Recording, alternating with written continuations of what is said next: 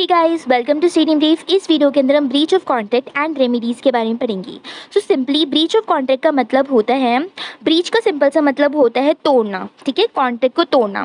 तो जो breach of contract होता है वो ऐसे डिफाइंड होता है बेसिकली जब एक पार्टी अपनी ऑब्लिगेशंस को फुलफिल नहीं कर पाती, फेल हो जाती है अपनी ऑब्लिगेशंस को फुलफिल करने से अंडर द कॉन्ट्रैक्ट, कोई भी कॉन्ट्रैक्ट के अंडर बिना किसी वैलिड लीगल एक्सक्यूज़ के, यानी कि वो कोई भी वैलिड लीगल एक्सक्यूज़ नहीं दे रही एंड अपनी ऑब्लिगेशंस को फुलफिल नहीं कर पा रही, उनके पास कोई भी वैलिड लीगल एक्सक्यूज़ नहीं है उनके पास। ठीक है, कि वो उस कॉन्ट्रैक्ट को फुलफिल क्यों नहीं कर पा रही। ठीक है, एंड वो फेल होगी अपनी ऑब्लिगेशंस को फुलफिल करने से। अब जो ब्रीच ऑफ कॉन्ट्रैक्ट होता है, यानी कि बेसिकली कॉन्ट्रैक्ट जो टूटता है वो कई तरीक़ों से टूट सकता है। लाइक अगर आप अपने गुड्स और सर्विस की डिलीवरी करने में फेल हो जाते हैं, ठीक है, एंड अगर आप अपने गुड्स एंड सर्विस के बदले में जो अमाउंट आपको पे करनी थी वो आप पे नहीं कर पाते, अगर आप परफॉर्म ही नहीं कर पाते अपनी ऑब्लिगेशंस को, जो भी आपकी टर्म्स एंड कंडीशन मेंशन थी कॉन्ट्रैक्ट के अंदर, अगर आप उन सारी टर्म्स एंड कंडीशन को फुलफिल नहीं कर पाते तो भी आपका ब्रीच ऑफ कॉन्ट्रैक्ट हो जाता है। अब देखो, जब भी एक ब्रीच ऑफ कॉन्ट्रैक्ट होता है तो इसमें जो नॉन ब्रीचिंग पार्टी होती है, यानी कि वो पार्टी जो कॉन्ट्रैक्ट को नहीं तोड़ती, जो सारी लीगल ऑब्लिगेशंस को फुलफिल कर रही थी, उस पार्टी के पास कुछ लीगल रेमेडीज़ होते हैं। ठीक है, उनके पास कुछ रेमेडीज़ होती है, जैसे कि वो डैमेज के लिए क्लेम कर सकती हैं, वो कोई स्पेसिफिक परफॉर्मेंस के लिए क्लेम कर सकती है कि हमें ये स्पेसिफिक परफॉर्मेंस तो चाहिए ही चाहिए कॉन्ट्रैक्ट के अंदर। ठीक है, उनके पास कुछ लीगल रेमेडीज़ अवेलेबल होते हैं as per the terms and conditions of the contract. अब यहाँ पे इम्पॉर्टेंट बात ये आती है कि अगर आपको ब्रीच ऑफ कॉन्ट्रैक्ट को अवॉइड करना है तो इसके लिए सबसे इम्पॉर्टेंट है कि आपको ये चीज़ इंश्योर करनी पड़ेगी कि जो भी टर्म्स एंड कंडीशंस है आपकी कॉन्ट्रैक्ट की वो क्लियर होनी चाहिए। ठीक है, दोनों पार्टीज़ के उस पर अंडरस्टैंडेबल होनी चाहिए, दोनों पार्टीज़ उन टर्म्स एंड कंडीशंस को फुल्ली अंडरस्टैंड कर ले, अपनी सारी ऑब्लिगेशंस को अच्छे तरीके से समझ ले जो भी कॉन्ट्रैक्ट के अंदर मैंशन है। एंड ये भी इम्पॉर्टेंट होता है कि जो वो कॉन्ट्रैक्ट है वो प्रॉपरली एग्जीक्यूटेड होना चाहिए, यानी कि प्रॉपरली चला जाना चाहिए, यानी कि जो भी कॉन्ट्रैक्ट में है वो सारी चीज़ें, नेसेसरी लीगल रिक्वायरमेंट सारी जो भी है उस कॉन्ट्रैक्ट के अंदर लिखी हुई वो सारी मेट होनी चाहिए, वो सारी फुलफिल होनी चाहिए। तभी जो ब्रीच ऑफ कॉन्ट्रैक्ट है वो टूटने से बच सकता है, यानी कि ब्रीच ऑफ कॉन्ट्रैक्ट होने से तभी एक कॉन्ट्रैक्ट बच सकता है। अब मैं आपको बताती हूँ कि अगर ब्रीच ऑफ कॉन्ट्रैक्ट हो गया तो अब इसकी क्या क्या रेमेडीज़ है। First one is damages.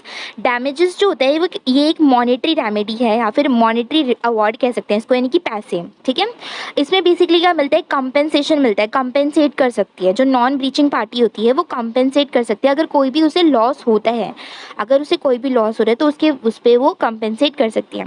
यहाँ पे अलग अलग टाइप के डैमेजेस उसे मिल सकते हैं। फॉर एग्जाम्पल कंपेंसेटरी डैमेज मिल सकते हैं जिसके अंदर बेसिकली जो नॉन ब्रीचिंग पार्टी होती है उन्हें कंपेंसेट मिलता है जो भी उनका एक्चुअल लॉस हुआ है, जो भी एक्चुअल लॉस उन्हें सफ़र करा है उसके उस पर, एंड कोई और भी डैमेज मिल सकते हैं। ठीक है, एंड जो कंपेंसेट होगा the non breaching party for indirect losses resulting from the breach.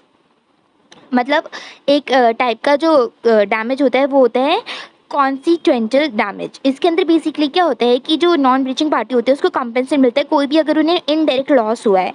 ठीक है, अगर उन्हें कोई भी इनडायरेक्ट लॉस हुआ है तो उसकी बलबूते पे जो उन्हें कंपेंसेट मिलता है दैट इज़ दैट।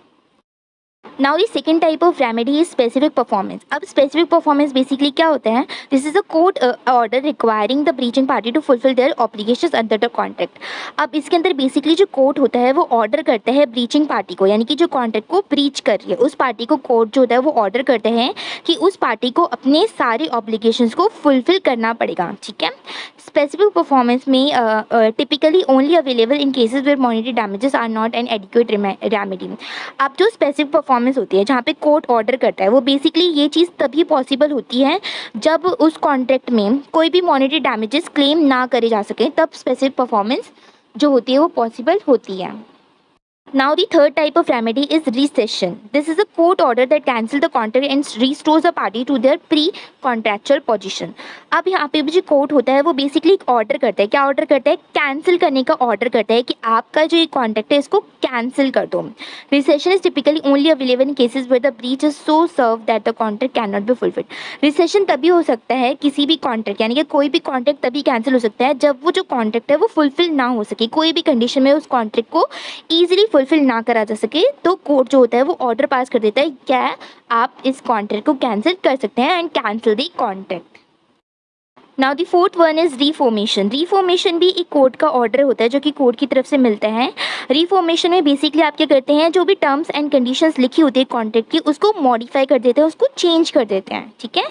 एंड ये जो चेंज एंड मॉडिफाई होता है वो पार्टीज़ के इंटेंशन पे बेस्ड होता है, यानी कि पार्टीज़ चेंज करना चाहते हैं, इंटेंशनली चेंज करना चाहती है, तो रीफॉर्मेशन पॉसिबल होती है। Reformation is typically only available in cases where the contract contains a mistake.